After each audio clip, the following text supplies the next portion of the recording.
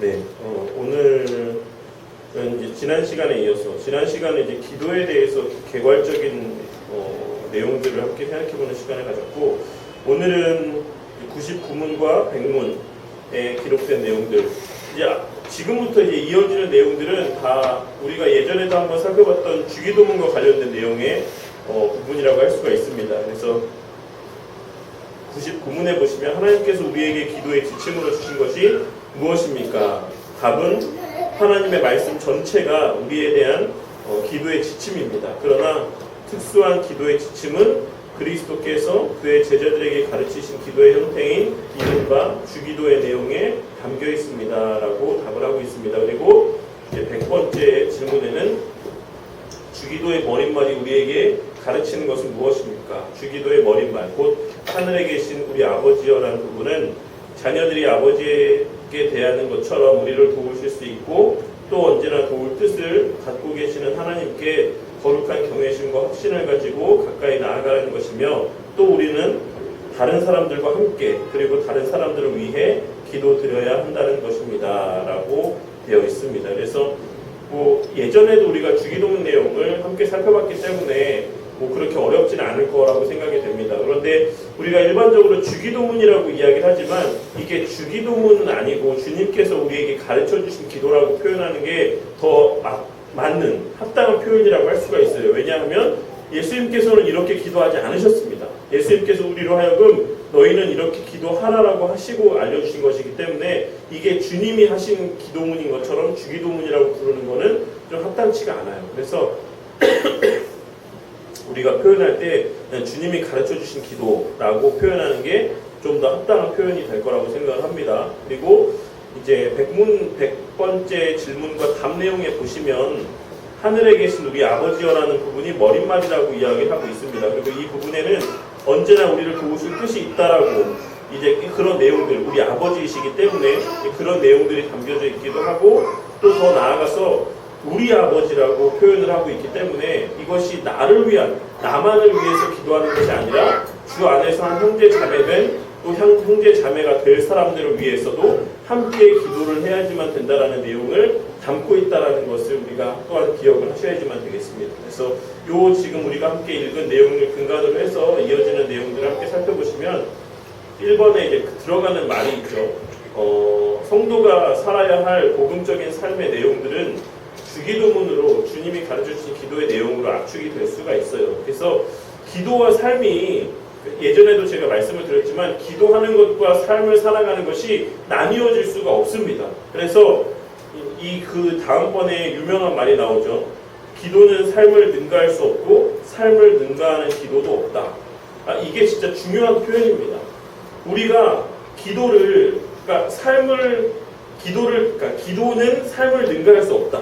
그러니까는 기도는 막 거룩하게 하는데 삶이 뒤따르지 않는다든지, 삶은 엄청나게 하나님의 뜻에 합당한 삶을 사는데 기도는 그렇지 않는다든지, 그러니까 이러한 이게 조화를 이루지 못하는 삶이 있을 수가 없다라는 것이에요. 우리가 기도하는 만큼 우리는 신앙의 삶을 살아갈 수가 있어요. 그리고 우리가 신앙의 삶을 살아가는 만큼 또한 우리는 기도할 수 있습니다. 이게 무슨 말이냐면, 기도가 뭡니까? 기도가 하나님의 뜻에 합당한 우리의 간구를 하나님 앞에 올려드리는 것이라고 말씀을 드렸어요. 그렇기 때문에 우리의 뜻이, 우리의 삶이, 우리의 가치관이 하나님의 뜻에 합당하면 합당할수록 우리의 기도가 하나님 뜻에 합한 기도의 제목으로 올려드려질 수가 있다는 것입니다. 그리고 그러한 것을 우리 입술 통해 고백한다는 건 우리가 그렇게 살기를 소망하고 우리의 삶의 지향점이 거기에 있다는 것이에요. 기도를 하기 때문에 우리가 그렇게 사라지는 것이 아니라 우리의 삶의 방향이 그렇게 되어 있기 때문에 우리가 그렇게 기도를 할 수가 있다는 것입니다. 그러니까 이 내용들을 우리가 분명하게 인식을 하고 있으셔야지만 돼요. 그래서 온전하고 능력 있는 기도라는 것은 하나님을 아는 참 지식에서 나온다라고 말씀을 드렸습니다. 그러니까 이게 많은 사람들이 신앙이 한쪽으로 치우쳐진 경향들이 많이 있죠. 우리가 신앙생활을 하면서 주변에 많은 사람들을 보다 보면 제가 기도원 가는 거에 대해서 부정적으로 생각하지 않지만 거기에서 유의해야 될 점이 무엇이냐면, 기도원 가운데에 바른 정말 성경적인 말씀이 선포되어지는 기도원이 많지 않아요. 정말로 성경적이고 건전한 그런 바른 진리의 말씀이 선포되며 그 말씀을 붙들고 기도하게끔 그렇게 이끌어주는 기도원이 사실 많지 않다라는 것입니다. 대부분의 기도원이 무엇을 요구하냐면 사람의 열심만을 요구하는 거예요. 열심만을. 무엇을 향하든지 상관없이, 무엇을 구하든지 상관없이 너가 열심히만 기도하면 그 기도는 하나님께서 들어주신다라고 이야기하고 요구하고 그렇게 사람들을 이렇게 그런 분위기들을 조성하는 것이 오늘날 대다수 기도원의 현실이다라는 것입니다. 그런데 그렇지 않아요. 그렇게 기도할 거면 뭐하러 기도원에 갑니까? 그냥 산에 가도 되고 그냥 뭐 바위 위에 가도 되고 열심으로만 따지자면 우리 그리스도인 못지않게 기도를 열심히 하는 다른 이교도들도 너무나도 많다는 것입니다. 우리 그리스도인들, 우리 기독교에서의 기도의 정말 하나의 큰 특징, 장점이라고 한다면 우리가 무엇을 구해야 할지를 말씀을 통해서 깨닫게 되고 그것을 하나님 앞에 구할 수 있다는 것이 그것이 하나님이 우리에게 주신 하나의 큰 특권이고 은혜죠. 그렇기 때문에 우리가 구하는 것마다 다 응답을 받을 수 있다는 것입니다. 세상의 주권자 되시는 하나님께서 이루실 것을 우리가 기도하기 때문에 이 내용을 분명하게 우리가 마음에 새기고 기도할 때에 이 내용들을 우리가 잊어버려서는 안 될 거라고 생각을 합니다. 하나님께서 존재하신다는 것을 우리가 분명하게 인지를 하고 기도를 해야지만 돼요. 그러니까 사실 하나님 존재하시는 것을 인지하지 못하고 기도하는 사람이 있습니까? 라고 반문하시는 분도 있을 거라고 생각이 됩니다. 그런데 실질적으로 하나님이 살아계시는 줄 믿지 않고 기도하는 사람이 너무 많아요. 그러니까 일단 이 1번의 사상적인 무신론자, 하나님이 안 계시다라고 의도적으로 부인하는 사람들은 둘째 치고 그 사람들은 제외하고 실천적인 무신론자들, 입술로 하나님을 고백하면서 살아가고 매일같이 기도하고 또 예배 때마다 함께 나와서 예배 드리고 하는 사람들 가운데 있어서도 하나님을 믿지 않고 기도하는 사람들이 있다는 것입니다. 그걸 어떻게 알 수 있습니까? 그 사람의 삶을 통해 알 수 있어요. 그 사람의 삶을 통해서. 그 사람의 삶에 하나님을 두려워하는 마음이 전혀 없다. 사람들 앞에 말도 막 하고 행동하는 것도 막 하고 예배 자리에서만 막 아멘 하면서 거기에 말씀 들을 때 막 눈물을 흘리고 찬양할 때 눈물을 흘리고 기도할 때 손을 들고 기도하고 하는데 거기서 봤을 때는 누구보다 하나님 믿는 것 같은데 딱 뒤돌아서서 세상에 나아가고 세상에서 살아가는 삶의 모습을 보면 하나님 안 계시는 것처럼 하나님을 두려워하지 않는 삶을 살아가는 사람들이 너무나도 많다는 것입니다. 그 사람들의 기도는 다 하나님의 살아계심을 인정하지 않는 상태에서 기도하는 거예요. 그냥 그렇게 의식적으로 사람들이 그렇게 하니까 혹은 나는 하나님을 믿는다라고 하는 착각 속에 기도하는 자들이 너무나도 많이 있다는 것입니다. 그런데 우리가 정말로 기도하기에 앞서서 우리가 기억해야지만 되는 것은 기도하기에 앞서서 우리의 기도를 들으시는 그 대상이 정말로 존재한다. 우리의 기도에 귀를 기울이시고 계시는 분이 정말로 있으시다. 내가 무화과 나무 아래에 있을 때에 너를 보았다라고 말씀하신 예수님의 말씀처럼 우리가 기도할 때 그것을 그 두 눈으로 우리가 지금 사물을 바라보는 것처럼 우리를 바라보고 계시는 하나님이 계시다라는 것을 인정하고 기도해야 돼요. 그렇기 때문에 우리가 기도할 때 아무 말이나 할 수 없는 겁니다. 우리가 제가 늘 이런 예를 들을 때마다 말씀드리지만 왕 앞에 가서 횡설수설할 수 있습니까? 옛날에 왕정시대에 왕 앞에 가서는 말 한마디를 잘못하면은 그냥 그 목숨이 혹은 그 삶이 달라질 수가 있는 그런 환경이에요. 옛날에 왕정시대 가운데서. 그런데 우리가 막 왕 앞에 가서 무슨 말을 내가 하고 있는지도 모르게 그렇게 횡설수설하는 그런 모습을 나타내 보일 수가 없다라는 것입니다. 그 말 한마디를 함에 있어서도 지극히 조심하면서 말을 하는 것이 예전에 왕정시대의 사람이 왕인 시대에도 그러했다라는 것입니다. 그런데 우리가 하나님 앞에 기도를 할 때에 많은 사람들, 상당수의 사람들이 내가 지금 무슨 말을 기도하고 있는지도 모른 채 그냥 막 횡설수설로 기도하는 사람들도 너무나도 많이 있다는 것이에요. 그거 정말로 잘못된 기도의 형태입니다. 내가 지금 무슨 말을 하고 있는지 논리정연하게 막 사람들 앞에 장황하게 막 그런 막 방언 같은 것을 토해내면서 그렇게 기도하는 것이 기도를 잘하는 것이 아니라 정말 논리정연하게 하나님 앞에 내가 무엇을 구하고 있는지를 명확하게 말씀드리고 구하는 것이 그것이 정말로 하나님을 인격적으로 대하면서 기도하는 삶의 모습이 된다는 것을 꼭 기억을 하셔야지만 돼요. 그리고 실제로 존재하시는 하나님, 우리 하나님께서 정말 존재하신다. 우리가 그것을 인지하지 못할 수 있어요. 물론 인지하지 못하는 것이 당연합니다. 여기에 나와 있는 과학과 이성의, 인간 이성의 한계라든지 하나님의 그런 존재 방식과 사물의 존재 방식이 다른 이유 때문이라든지 사물들 안에 하나님께서 제한되어 있지 않으신다라든지 이 여러 가지 이유들 때문에 우리가 하나님의 살아계심에 대해서 명확하게 인지하지 못하고 우리가 그것에 대해서 온전하게 다 체감하지 못할 수 있습니다. 그럼에도 불구하고 하나님께서는 존재하고 계세요. 왜냐하면 온 우주에 하나님이 살아계심의 그 증거들이 충만하게 편만하게 자리하고 있기 때문에 그렇습니다. 3페이지에 보시면. 그래서 우리는 이런 세상 만물에 이제 나이가 들수록 우리가 점점 나이가 들어갈수록 꽃을 보면서 자연을 보면서 산을 보면서 바다를 보면서 그것이 너무나도 아름답다. 젊었을 때에는 사실 그런 것들이 눈에 들어오지 않죠. 근데 나이가 들면서 꽃이 아름답고 산이 아름답고 자연 만물이 너무나도 아름답고 심지어는 우리가 지극히 혐오하는 곤충들이 있죠. 해충들이라고 불려져. 파리라든지 모기라든지 바퀴벌레라든지 이런 것들은 우리 눈에 봤을 때 아주 혐오스럽게 여겨지지만 사실 그것을 아주 세세하게 확대해서 보잖아요. 그러면 그 하나하나의 그 모습들 가운데 너무나도 아름다움들이 많이 묻어있다는 것입니다. 정말 어떻게 이렇게 너무나도 정교하게 너무나도 아름답게 만들어져 있을 수 있을까? 그러니까 우리가 그런 것들을 봤을 때에도 정말 이 피조 세계 가운데 하나님의 창조의 그 원리들이 하나님의 그 아름다움이 그 속성들이 그 가운데 담겨져 있다는 것을 확인할 수가 있어요. 이런 것들을 통해서도 우리가 하나님께서 정말로 존재하신다, 살아계신다 라는 것들을 충분히 인지하고 확인할 수가 있습니다. 하지만 그렇지 않더라도 그렇지 못하더라도 우리는 하나님께서 살아계시다라는 것을 믿고 또한 기도할 수 있어야지만 된다는 것이고, 또한 그 하나님께서 살아계실 뿐만이 아니라 그냥 존재하실 뿐만이 아니라 살아서 역사하신다는 것을 우리가 믿어야지만 돼요. 그런 것이 아니라고 하면은 우리가 뭐하러 기도합니까? 하나님께서 살아 역사하시는 능력이 있다는 것을 믿지 않고서 뭐하러 기도해요? 그것을 하나님께서 들어주실 수 있는 능력이 있다는 것을 믿지 않고 우리가 기도한다는 것은 참 미련한 짓이다라고 생각이 듭니다. 우리가 그러한 믿음을 갖고 하나님 앞에 기도를 해야 될 줄로 믿습니다. 그럼에도 불구하고 많은 사람들이 믿지 않죠. 그냥 막연하게 기도를 해요.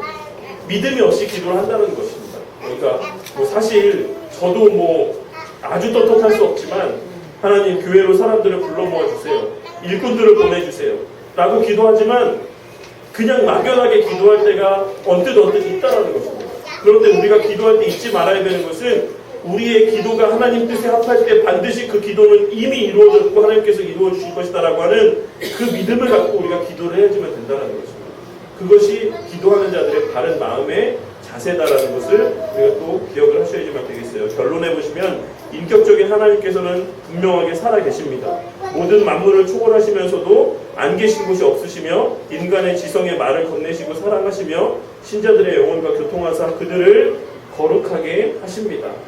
우리에게 하나님께서 살아계신다라는 사실만큼 커다란 소망이 없습니다. 여태껏 자신이 우주의 중심이며 자기의 행복이 최고의 가치인 줄로 알고 살아왔다면 마음의 눈을 들어서 거룩하고 위대하시며 온 땅과 만물 위에 뛰어나신 하나님의 살아계심을 우리가 생각해야지만 될 것입니다.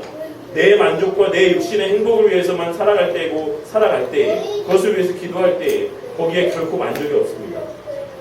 죽을 때까지 그렇게 한번 살아보세요. 절대 죽는 순간까지 거기에 대한 궁극적인 만족이 없어요. 그러니까 뭐만 하면은 내가 행복할 것 같죠. 돈을 많이 벌면 행복할 것 같죠.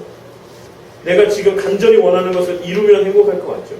그걸 이루고 난 다음에는 또 다른 욕심들이 또 다른 소망들이 분명히 100% 내 마음 가운데 자리하게 될 수밖에 없습니다. 오죽하면 그래서 불교에서는 그 마음을 내려놓는 일을 위해서 평생을 벽을 보고 면벽수행을 하고 말을 않는 무건수행을 하고 그렇게 살아가겠습니까? 그 일을 위해서. 사실 근데 그렇게 안 된다는 것이에요. 오죽하면 그렇게 되면은 그 사람이 부처가 된다는 말을 하겠습니다. 신이 된다라고 해요. 그렇게 되면. 사실 될 수 없지만. 우리가 욕심을 비우고 살아간다는 것은 인간의 본성상 그게 될 수가 없어요. 그렇다라고 하면 우리가 어떻게 삶의 마음을 바꿔야 되겠습니까? 그 욕심을 바른 방향을 향해서 발휘를 해야 된다는 것입니다. 하나님의 영광을 나타내고자 하는 그 선한 방향을 향해서 내 욕심을 나타낼 때 그 욕심을, 우리의 그 바람들을, 그 우리의 간구를 하나님께서 채워주신다는 것이에요. 그게 또 하나님 뜻이기 때문에 욕심을 기우는 것이 그리스도인의 합당한 마음은 아니다라는 것을 꼭 기억하세요. 많은 사람들이 마치 무소유가, 요새 유행하는 무소유, 이런 것이 그리스도인의 합당한 가치인 것처럼 얘기하는 사람들이 있는데, 그리스도인은 무소유가 아닙니다. 그리스도인은 많이 가져야 돼요. 무엇을 위해서? 하나님의 영광을 위해서, 주의 몸된 교회를 위해서, 하나님 나라를 위해서 많이 가져야 됩니다. 그 일을 위해서 합당하게 선용하기 위해서 우리를 하나님께서 이 땅에 우리의 생명을 여전히 유지시켜 주시는 것이다라는 것을 기억하셔야지만 돼요. 그 일을 위해서 내가 기도한다는 것을 우리가 명확하게 인식하고 그 하나님, 모든 것을 주실 수 있는 하나님을 향해서 기도해야지만 된다는 것입니다. 그것을 기억하시고, 또 이번에 보시면 이제 하늘에 계신다는 의미, 4페이지를 먼저 봐야겠죠. 몇 페이지까지 봤죠 지금? 그래서 3페이지까지 보고 4페이지. 그래서 기도의 지침으로서의 주기도문의 내용을 보시면, 일반적인 의미에서 기도의 지침으로 사용되고 있는 것이 무엇입니까? 그것은 모든 말씀이 일반적인 의미에서 기도의 지침으로 사용이 됩니다. 여러 성경의 내용들을 통해서 우리가 무엇을 기도해야 될지, 성경의 다른 내용에 있어서도 먼저 그의 나라와 그의 의를 구하라 라고 하시는 이런 말씀들이 있는 것처럼, 너희는 쉬지 말고 기도하라, 시험에 들지 않게 깨어 있어라, 이런 말씀들을 말씀하시죠. 그러니까 여러 가지 기도의 지침들이 있지만 그 가운데 가장 구체적인 기도의 지침이라는 것은 제자들을 향해서 기도의 내용들을 가르쳐주신 이 주기도문의 내용이다라는 것입니다. 그리고 특수한 기도의 지침이 바로 이 주기도문이다라는 것. 그리고 주기도문을 몇 가지 부분으로 나눌 수 있는가? 머릿말과 실제적인 간구의 내용들과 결론, 세 부분으로 나눌 수 있다라고 기록이 되어 있습니다. 그래서 이제 100번째 질문에 대한 내용을 우리가 더 깊이 있게 살펴보는 부분들을 살펴보자면, 들어가는 말, 온 땅과 만물 위에 뛰어나게 하신 하나님께서 우리의 기도를 들으신다라는 것입니다. 하늘에 계신 하나님이라는 것, 유대인의 하늘의 개념에 대해서 예전에 한번 말씀을 드렸죠. 그러니까는 유대인들은 하늘을 세 가지로 구분한다라고 말씀을 드렸어요. 세 하늘이 있다라고 그렇게 유대인들은 생각을 했다라는 것이에요. 그래서 세 번째 하늘, 삼층천에 하나님께서 계신다라고 그런 인식이 유대인들 가운데 있었습니다. 그렇기 때문에 바울이 이야기할 때 내가 삼층천에 갔다 왔다라고 이야기하고 있는 것은 내가 하나님을 대면하여 하나님을 만나고 왔다라는 그런 의미의 고백이다라는 것이에요. 내가 하나님을 보고 왔다, 하나님이 계신 그곳에 내가 다녀왔다라고 하는 그런 말들을 하고 있는 것입니다. 그래서 이 표현이라는 것은 모든 곳을 초월해서 계신다라는 의미가 담겨져 있다라는 것이에요. 삼층천의 하늘에 하나님께서 계시다, 하늘들의 하늘에 계시다라고 하는 그 고백이라는 것은 우리 하나님께서 안 계시는 곳이 없다라는 의미의 신앙 고백의 의미입니다. 이 자리에도 계시다라는 것이에요. 안 믿겨지시죠? 우리가 사실 잘 안 믿잖아요. 그거 눈에 안 보이니까. 근데 여기에 성도의 교제의 자리 가운데, 예배하는 자리에, 말씀을 배우는 이 자리에 우리 주님이 함께 하십니다. 여기 함께 계세요. 그러한 믿음 없이 우리의 신앙은 절대 바르게 유지될 수 없습니다.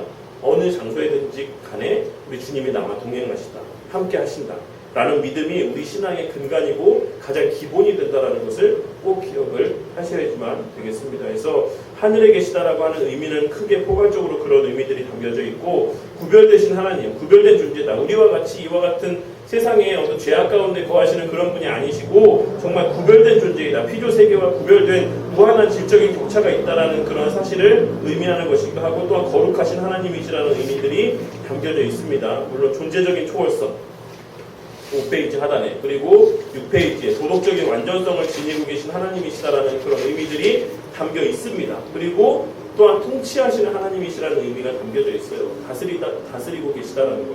그러니까 우리가 모르죠. 이 세상 만물이 왜 어떻게 돌아가는지 세세하게 다 모릅니다. 근데 우리가 큰 대원칙은 알잖아요. 앞서 주일 우리 설교 시간에도 함께 말씀드린 것처럼 우리 이 하나님의 통치하시는 그 궁극적인 목적이 무엇인지 알고 있지 않습니까? 하나님의 택한 백성들을 구원하시기 위해서 이 세상 만물이 그 일을 위해 돌아가고 있다는 것을 우리가 잘 알고 있죠. 지금 트럼프와 지금 시진핑과 미국과 중국이 엄청난 무역전쟁을 하고 있어요. 우리나라 경제가 어느 방향으로 갈지 우리는 알지 못합니다. 경제학자들도 잘 몰라요. 이렇게 된다 저렇게 된다. 또 오늘날 우리의 부동산 문제가 어느 방향으로 갈지 아무도 모릅니다. 근데 한 가지 우리가 분명히 아는 것, 어떤 방향으로 가든지 간에 결국에는 하나님의 영광을 위해 하나님 택한 백성을 구원하시기 위한 방향 선한 길로 하나님께서 역사를 인도해 가신다는 것입니다. 그렇기 때문에 이러니 저러니 우리에게 다 감사의 제목들밖에 없다라는 것이 우리 목적이 그것이라고 하면, 제가 어떻든지 간에 제 삶의 모양이 어떻든지 간에 하나님의 택한 백성이 구원받는 그 일 가운데 내가 쓰임받기 원합니다라고 하면 우리는 그저 감사함으로 하루하루의 삶을 살아가시면 된다는 것입니다. 그렇게 하나님께서 통치하고 계시기 때문에 그래요. 그래서 결론이라는 것은 주기도문은 존재하실 뿐만 아니라 살아계시고 살아계실 뿐만 아니라 지금도 인간 세계에 간섭하시면서 당신의 뜻이 이루어지도록 섭리하시는 거룩하고 인격적인 하나님 아버지를 믿는 신자들을 위해서 주신 것이다. 우리들을 위해서 주신 겁니다. 우리가 이렇게 기도해라. 이런 일단은 가장 기도하기에 앞서서 이런 믿음을 갖고 기도해라. 내가 듣고 있다. 내가 너의 기도를 이루어 줄 만한 능력이 있다. 내가 그 능력 있는 내가 지금 너가 네 입술을 통해 고백하는 그 말에 내가 귀를 기울이고 있다. 그것을 알고 기도하라고 말씀하고 있는 것입니다. 어영부영 횡설수설하지 말고 내 가치를 위한 기도하지 말고 내 유익을 위한 기도하지 말고 하나님의 뜻을 위한 기도, 하나님 마음에 합한 기도, 하나님 뜻에 합당한 기도, 그런 것을 올려드리다라고 하시는 그런 의미들이 담겨 있어요. 우리가 어디서 기도하든지 간에, 골방에서 기도를 하던, 걸어 다니면서 무시로 기도를 하던, 예배 자리에서 기도를 하던, 우리가 어느 자리에 어디에서 기도를 하든지 간에 우리 주님께서 늘 우리 옆에 바짝 붙어서 우리 입술 통해 고백하는 말씀들을 다 듣고 계십니다. 오직 하나님만이 온 땅과 하늘 위에 계셔 홀로 영원하시다. 간절한 기도의 실천 속에서 하나님만을 바라보라. 험악한 세상을 이길 수 있는 모든 힘은 하늘에 계신 하나님께로부터 공급이 된다. 이 말을 꼭 기억하시고 진심으로 믿고 기도하시길 바랍니다. 험악한 세상을 이길 수 있는 모든 힘은 하늘에 계신 하나님께로부터 공급이 된다. 하늘에 계신 하나님께로부터만 공급이 된다. 꼭 기억을 하셔야지만 되겠습니다. 그 내용들을 좀 더 부가적으로 생각해보자면, 주기도의 머릿말이 무엇입니까? 주기도의 머릿말은 하늘에 계신 우리 아버지여라는 고백입니다. 우리 아버지라는 이 표현은 우리에게 무엇을 가르치고 있는가? 우리 아버지라는 사실은 다음의 것들을 가르칩니다. 첫 번째로는 우리를 능히 도우실 수 있고 기꺼이 도우시기를 원한다는 확신을 갖고 그에게 가까이 나아가야 함을 가리킨다. 무엇이냐면 아버지지 않습니까? 아버지지 않습니까? 일반적으로 우리의 사고 가운데 있는 아버지라는 그런 상징적인 이미지, 요즘 세상에 이 타락하고 변질된 이 사고 가운데서의 그런 아버지 모습이 아니라, 뭐 오늘날에는 뭐 아버지가 뭐 친자식을 막 해코지하기도 하고 뭐 몹쓸 짓을 하기도 하고 하지만, 우리가 일반적으로 아버지라는 대상에 대해서 갖고 있는 그 마음, 우리 하나님께서 그렇게 우리를 자식과 같이 여기고 계시다는 것이에요. 자식을 우리가 다 낳고 길러봤기 때문에 알지 않습니까? 자식에게 주는 것 중에 아까운 게 있습니까? 그 자식에게 해가 되는 것을 제외하고 우리가 자식에게 주는 것 가운데 아까운 것이 없어요, 사실. 뭐 부모가 돼봐야 우리 부모님께서 하시던 말씀들을 이해하죠. 내가 자식의 입에 들어가는 거, 그 먹는 것만 봐도 배가 부른다라고 하는 그 말이 자식을 낳아봐야 합니다. 자식은 절대 몰라요. 그 마음을. 아니, 내가 먹는데 왜 엄마 아빠가 배가 부르냐, 이 의미를 알지 못합니다. 우리 주님께서 그러하시다는 것이에요. 우리가 평안하게 살고, 우리가 형통하게 살고, 우리가 기뻐하고 즐거워하고 이렇게 사는 것을 우리 주님께서 누구보다 바라시고 원하신다는 것입니다. 물론 대전제, 하나님의 영광을 위한 삶이라는 대전제 아래. 두 번째, 하나님은 그의 모든 백성들에 대한 공통된 아버지심으로 하나님에게 다른 사람들과 함께, 그리고 다른 사람들을, 하나가 빠졌죠, 표현이, 위해 기도해야 함을 가르친다. 우리가 내 자신만을 위해서 기도해서는 안 된다는 것입니다. 우리 하나님이에요. 우리 하나님 아버지입니다. 지금 여기 우리 함께 이 자리에서 이 시간을 함께 보내고 있는 우리 모두의 아버지라는 것이에요. 우리 모두의 아버지라는 것은 우리가 형제라는 의미를 담고 있어요. 우리가 고육이라는 의미를 담고 있습니다.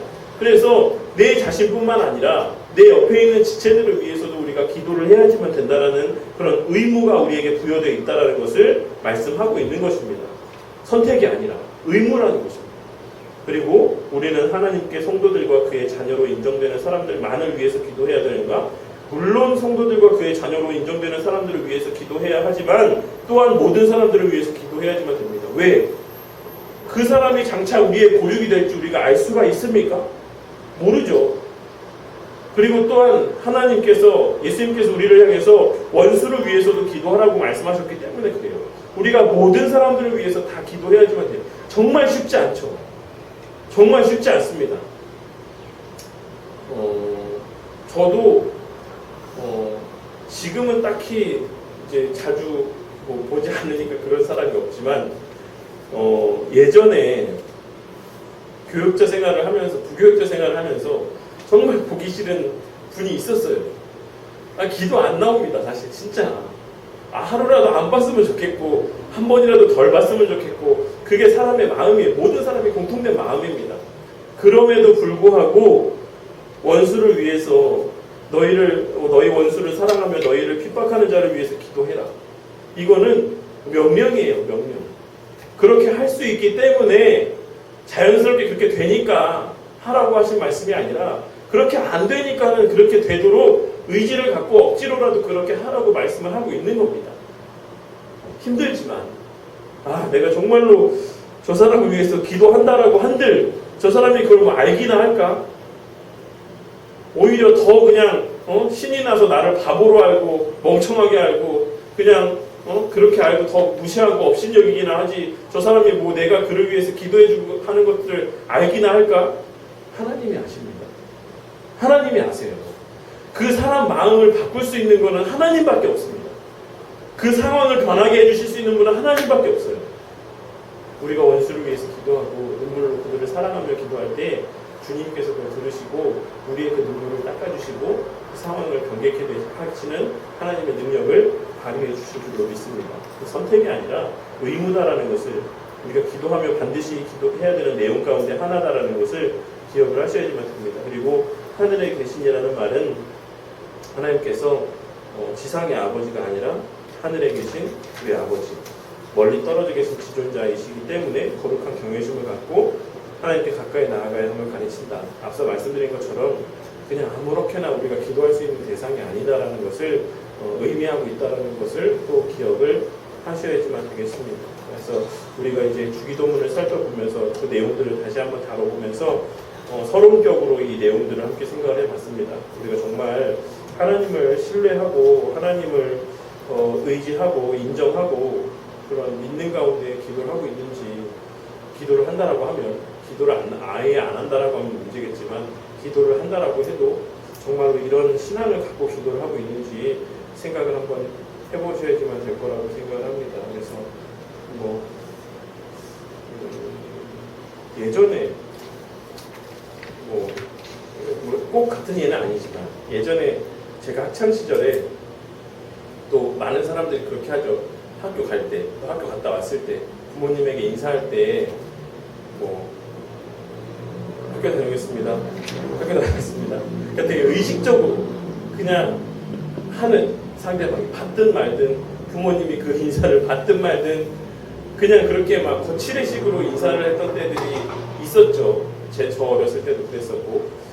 근데 우리가 그런 식으로 하나님 앞에 기도할 때가 많이 있다라는 것이에요. 앞서도 제가 예배 마치고 강고 시간에도 말씀을 드렸지만 11시 기도하는 게 마치 학교 갈 때 학교 다녀오겠습니다 하고서 인사하고 내가 갔다라고 스스로 생각하고 학교 다녀왔습니다 라고 이렇게 받든 말든 그냥 이렇게 인사하고 많은 것처럼 우리가 기도를 한다는 것, 시간을 정하고 기도하는 그거를 마치 그렇게 하나의 통과 의례를 하는 것처럼 그렇게 일방적인 기도를 하고 끝낼 때가 있다는 것이에요. 그런데 우리가 그런 기도는 하나님 앞에 합당한 기도가 아니다라는 것.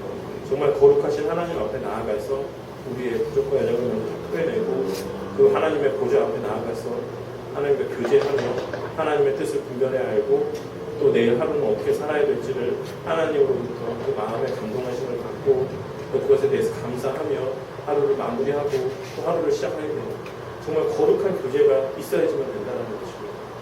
하나님께서 그것을 주세요.